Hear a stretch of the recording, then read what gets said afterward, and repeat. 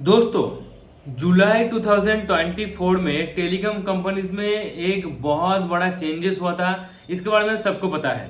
दोस्तों, जुलाई 2024 के first week में 3 और 4 जुलाई को जियो, एयरटेल, वीआई यानी कि ये 3 प्राइवेट कंपनीज जो इंडिया में राज करते हैं, ये कंपनीज अपने रिचार्ज प्लान्स को और भी ज़्यादा महंगा कर दिया था। 20 से 25% तक महंगा किया था। इसीलिए बहुत सारे लोग जियो को, एयरटेल को और वीआई को छोड़कर बीएसएनएल पे शिफ्ट हो चुके थे। दोस्तों, सिर्फ और सिर्फ जुलाई 2024 में इंडिया में टेलीकॉम हिस्ट्री में कुछ ऐसा हुआ था जो कि कभी भी नहीं हुआ था।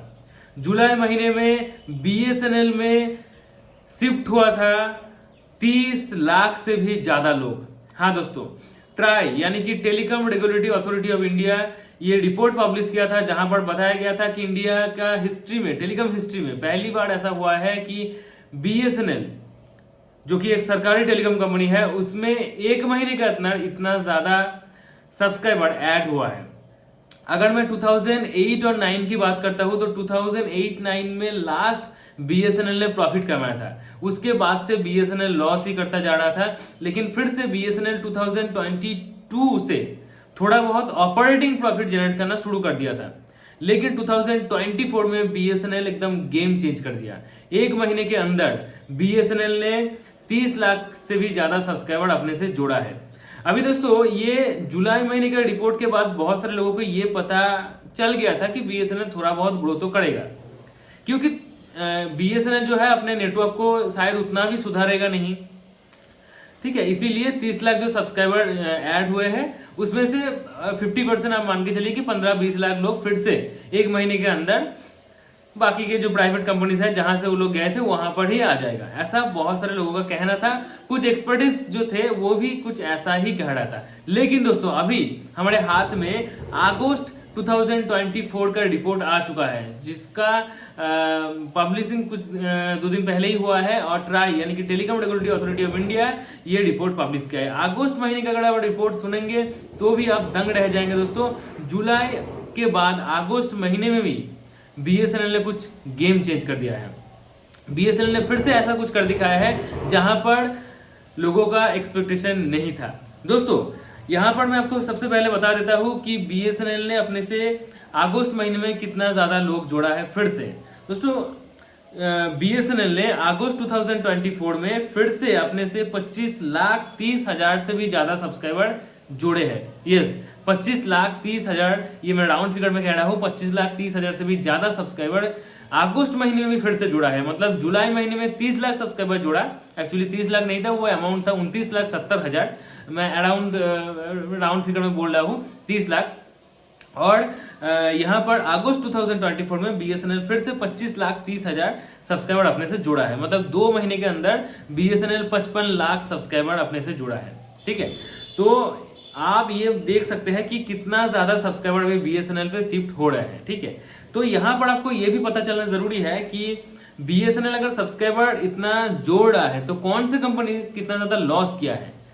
ये जो 25 लाख सब्सक्राइबर है ये कौन से कंपनी का है, जियो का है या एयरटेल का है या वीआई का है, ये भी तो जानना जरूरी है। इसलिए मैं आपको बता रहा हूँ दोस्तों कि सबसे ज्यादा लॉस जो किया है वो जियो कंपनी ने किया है। दोस्तों, जियो कंपनी से जियो को छोड़कर अगस्त 2024 में 40 लाख से भी ज्यादा सब्सक्राइबर मतलब खोया है जियो ने। ठीक है, ऐसा नहीं है कि 40 लाख सब्सक्राइबर बीएसएनएल पे शिफ्ट हो चुका है। जियो को छोड़कर एयरटेल में चले जा सकते हैं, एयरटेल को छोड़कर वीआई में जा सकते हैं।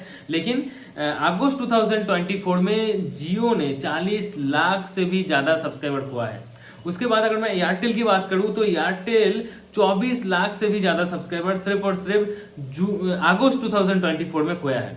और अगर मैं वीआई की बात करता हूं तो वीआई 18,70,000 सब्सक्राइबर 18,70,000 सब्सक्राइबर खोया है। अभी इसको अगर आप मार्च कर देंगे 40, 24 और 18 लाख तो लगभग ये बहुत हो जाता है। ठीक है, एक्चुअल में 80 लाख से भी ज्यादा हो जाता है। लेकिन ऐसा नहीं है कि 80 लाख सब्सक्राइबर जो भी इन तीनों कंपनी को छोड़ दिया है, ये तीनों कंपनी को छोड़कर बीएसएनएल पे शिफ्ट हो चुका है, ऐसा नहीं है। एक्चुअली जियो से बहुत सारे लोग परेशान इसलिए हो चुके हैं क्योंकि जियो का 5G जब से इंडिया पे लॉन्च हो चुका है ना, 4G उतना अच्छे से काम नहीं कर रहा है। बहुत सारे ऐसे एरिया है जहां पर एकदम से 4G चल ही नहीं रहा है। मेरे पास बहुत सारे कमेंट्स आता है, मुझे इंस्टाग्राम पे और फेसबुक में लोग कमेंट करते हैं जैसे कि मेरा जो इंस्टाग्राम लिंक है और फेसबुक लिंक है वो हर वीडियो के डिस्क्रिप्शन बॉक्स में है, वहाँ से आप मुझे चेकआउट कर सकते हैं। और मुझे अगर कुछ पूछना है या कुछ भेजना है तो आप मुझे भेज सकते हैं, ठीक है।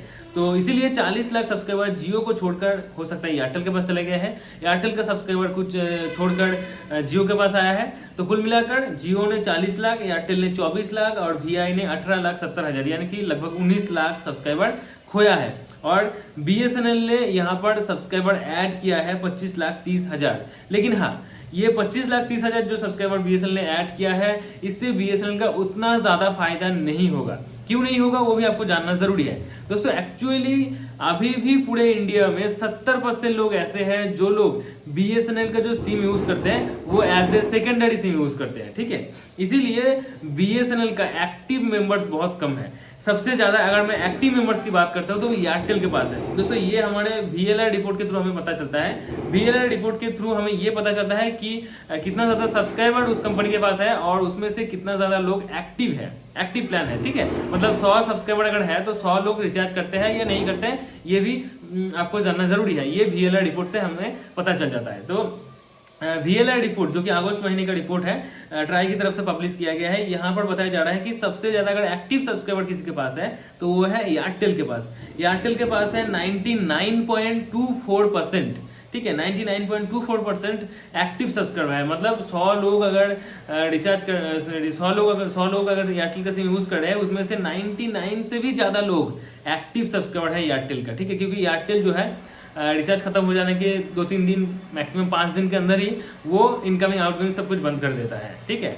और एयरटेल जो है पूरे इंडिया में जाने जाते हैं अपना जो मतलब सुप्रीम उसका क्वालिटी है, ठीक है, प्राइम क्वालिटी है। इसके लिए एयरटेल जो VLI रिपोर्ट है एयरटेल का वो है 99.24%। उसके बाद आता है जियो का VLI रिपोर्ट के थ्रू मतलब एक्टिव सब्सक्राइबर जो है वो है 93.86%, यस 93.86%।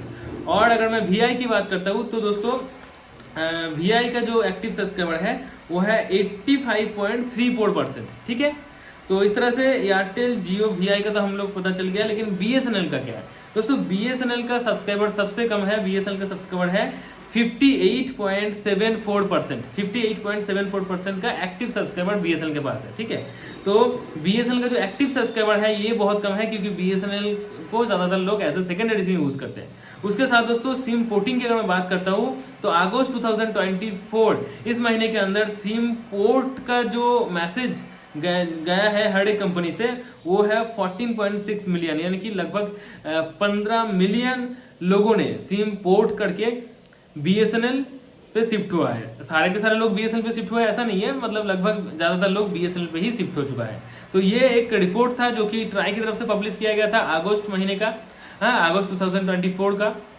इससे हमें ये पता चल जाता है कि अभी भी लाखों लोग जियो, एयरटेल, VI को छोड़कर BSNL पे शिफ्ट हो चुके हैं और हो भी रहा है। और ऐसा अगर इस साल तक चलता रहा तो BSNL 2025 से ही थोड़ा बहुत प्रॉफिटेबल कंपनी तो बन ही जाएगा। और 2025 के लास्ट तक जब BSNL के पास 4G और 5G दोनों ही आ जाएगा तो BSNL इन तीनों कंपनी को मात दे सकता है। इसके बारे में आपका क्या राय है आप नीचे कमेंट में बता सकते हैं। वीडियो अगर पसंद आया है तो लाइक जरूर करना, और अगर अभी तक मेरे चैनल को सब्सक्राइब नहीं किया तो सब्सक्राइब करके बेल आइकन को प्रेस करके मेरे साथ जुड़े रहिए। तो दोस्तों आज के लिए इतना ही। Goodbye and take care.